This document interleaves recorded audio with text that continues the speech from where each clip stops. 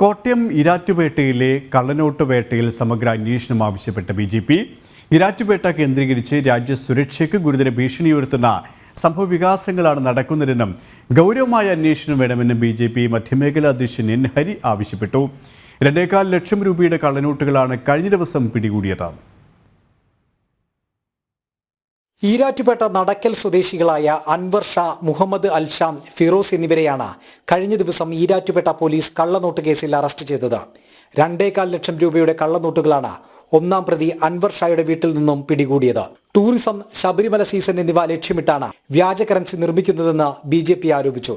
ഈരാറ്റുപേട്ട കേന്ദ്രീകരിച്ച് രാജ്യസുരക്ഷയ്ക്ക് ഗുരുതര ഭീഷണി ഉയർത്തുന്ന സംഭവ വികാസങ്ങളാണ് നടക്കുന്നതെന്നും ഗൗരവമായ അന്വേഷണം വേണമെന്നും ബി.ജെ.പി. മധ്യമേഖലാ അധ്യക്ഷൻ എൻ ഹരി ആവശ്യപ്പെട്ടു.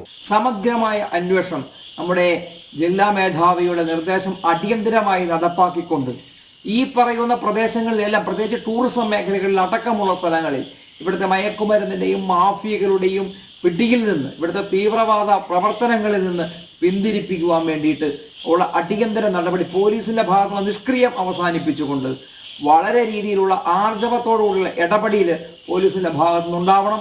അതുപോലെ തന്നെ കേന്ദ്ര ഏജൻസികളുടെ വലിയ രീതിയിലുള്ള ഒരു നിരീക്ഷണവും ഇവിടെ വേണം എന്നുള്ളതാണ് എനിക്ക് ആവശ്യപ്പെടാനുള്ളത്.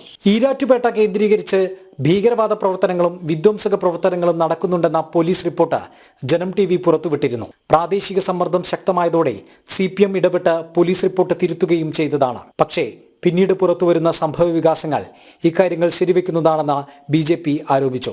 കള്ളനോട്ടിന്റെ ഉറവിടം സംബന്ധിച്ച് വിശദമായ അന്വേഷണം നടത്തുമെന്ന് ജില്ലാ പോലീസ് മേധാവി K. കാർത്തിക് അറിയിച്ചിട്ടുണ്ട്. ജനം, കോട്ടയം.